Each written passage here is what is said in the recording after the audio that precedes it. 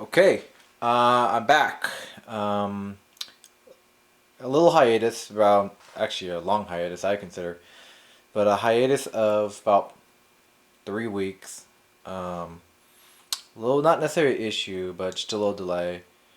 But if you watch my videos, you can probably see that something's a little different.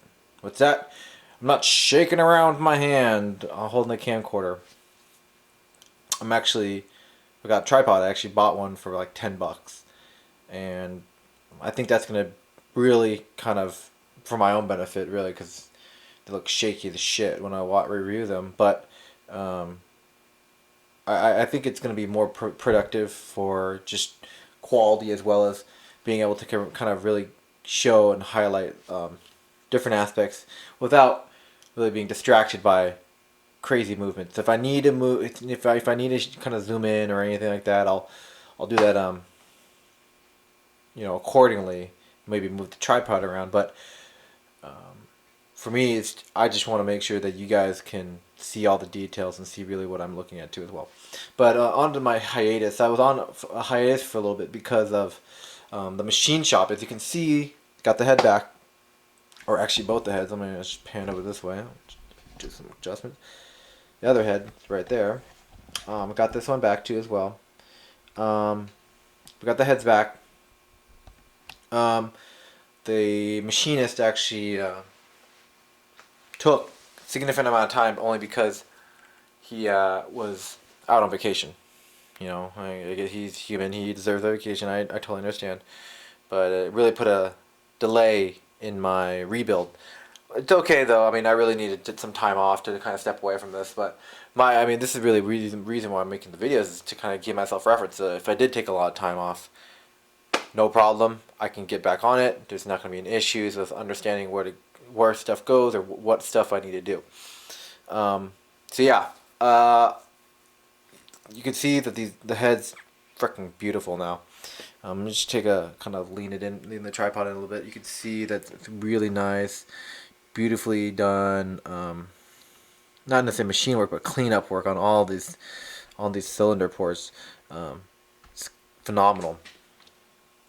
If you're really interested in knowing who I used, I can give that out. But I'd rather wait for somebody to request. They are in my local market, so you might be able to find your own machinist rather than trying to use mine. But he did a great job of removing all the gasket stuff. Really kind of trued up the head face too. Resurfacing it. It just looks great overall. Let me just see if I can zoom in real quick to kind of show how well he did. Yeah, you can see just really great marks. One thing I'm gonna have to definitely do is try to do the same thing for the block. I haven't actually since I actually had my last video. I haven't actually done anything, so which is really lame. I should have cleaned up the block, repainted it, masked stuff off, and then also clean up the pistons. And I didn't do that. Lazy, right? But I just needed a break. I was really blitzing myself to get this done. I still have a timeline for myself that I would like to get them done. It is June 25th right now. I'd like to get it done by the end of July. That's a big thing for me. But I totally think that's possible. It's just I need to commit myself to really get it done. A few things that I noticed when I picked up the heads or when I got them back is that, remember, I had a few bolts that were actually, I could not remove them because the rocker arms were stuck in there, and they were just blocking them. I had to actually take it to the machinist. So this side right here is the passenger side. Here, no, yes, it is the passenger side. So here actually is the passenger bolt order, and I did this on purpose to kind of give myself a good reference guide. And you can see that I had the number 10, number 12, and number 11 bolts that I weren't able to remove actually. So I'll need to put these back in somehow. Probably, which is gonna suck, and I really don't want to have to remove the rockers and put them back in. I don't think there's anything that I need to worry about. I mean, it just concerns me a little bit because on the manual itself, to remove the rockers, you have to use some like a wire or something to that sort to make sure that you don't drop certain things in. I'm just a little concerned. I mean, obviously I don't have to worry about the valves or anything like that. The guy did all that stuff for me, which is great. But it's just a little concerning. I just don't want to. He must have torqued it down properly and everything. I mean, I should really, you know, for my own well-being, my own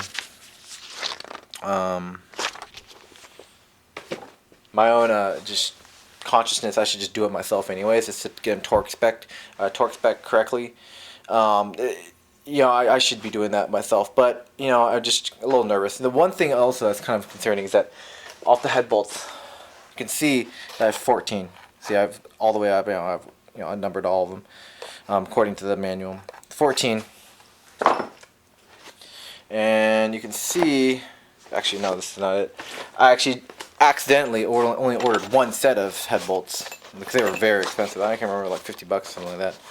And fortunately on this, if you look, focus, you can see 9 plus 4 is 13, and there's 13 washers. So it's supposed to be like that. I have 14 bolts here specifically. Same thing for this one. This is the driver's side. 14 bolts. That's 14 right here. Is that, did I miscount, or is there not supposed to be 14 bolts that I'm removing? I don't know. I'm gonna have to take a look and see. Yeah, if you look on here, you can see even on the diagram, the very dirty diagram, 14.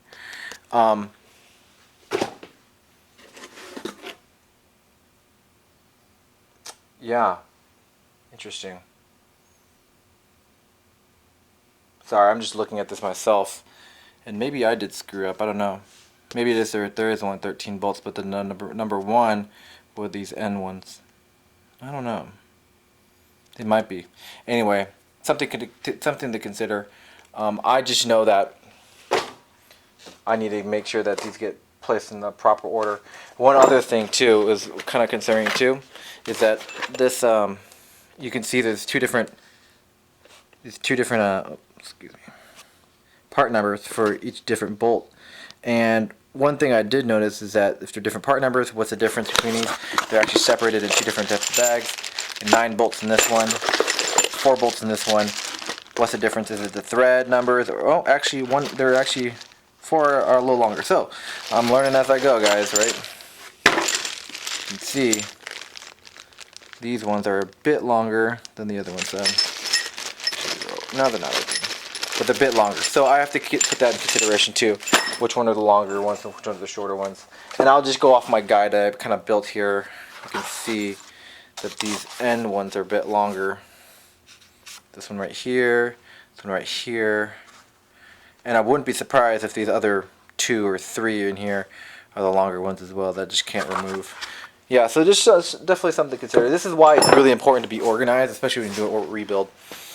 But overall, I think I'm actually pretty pleased with the way that this turned out with the machine shop. The guy did a great job. I actually didn't get to chat with him, but he said he replaced all the seals too. That need to be replaced, like the camshaft seal. I hope you replace. What I'm gonna do is, oh, excuse me, I'm gonna get another. So obviously he opened it up. I'm gonna get another table of some sorts and just lay everything out, double check and see what needs to be where. Really kind of hopefully, you know, just cross-reference the set to ensure that put this away properly. Just ensure that, you know, the proper seals got inserted into the heads, both of them themselves, because last thing I want to do is like, oh, I forgot this or that, and shit's not gonna work. You know, I mean, that would be the worst. But yeah, I'm actually pretty pleased. I also am gonna start a not a series, but I'm actually gonna be do a little branch off from the engine itself, because I got the power steering pump that I need to rebuild. I've got the kit for that, and I want to pull that off. Really kind of take a look at it. What kind of actually, what kind of seals I need to replace. But it's more of going to be an attempt versus actually, completing. And I'd love to be able to do it myself, which would be great. But if need be, if I really fuck up, and I know I've already got a comment from somebody saying, "Oh, you should leave it up to the pros." Well, you know what? I'd rather try it myself than, giving it to somebody and have them charge me $150, $200. Yeah, it might be done right, but what am I going to learn from that? That I have to hand it off to somebody else each time? That doesn't really appeal to me. I want to learn how to do this. I want to figure out for myself. I want to be able to tell people that I've done it before. And I mean, it's not just about telling people off. It's more about being kind of proud of what I've accomplished by myself. I want to be able to talk to my kids and be like, yeah, I was able to do this myself. Or vice versa. I want them to be able to say, okay, I'm just going to give it a shot. I want them to be able to try it themselves before they rely on somebody else. Granted, yes, I mean, you can be a bumbling idiot and you can totally fuck something up, and I'm not disagreeing with that. It might cost more in the long run if you fuck it up, but you know what? At least you tried, and that's a mentality I kind of want to keep, because I want to make sure that we're not holding ourselves back, because if you're doing that, what are you learning? Right? I mean, when are you gonna? Why continue learning if you're just gonna kind of hand it off to other people? And that doesn't appeal to me, not at all. I want to do and try to learn as much as I can, and if I have to hand it off to somebody else, I'm not learning anything. So today, what I'm gonna try to do is just kind of get organized, since I haven't actually been in the garage for quite a long time. I want to really get organized. I want to make sure that I am getting everything organized and really kind of cleaning up a little bit, because this place is kind of a mess. And maybe get this this head gasket kit laid out a little bit, just to kind of, sorry, I'm new with this tripod, really kind of make sure that we're good to go in that regard. And then, really kind of just get it all laid out, so that the next however many days I start really kind of getting this headset prepped, ready to go for the install. That it goes smoothly.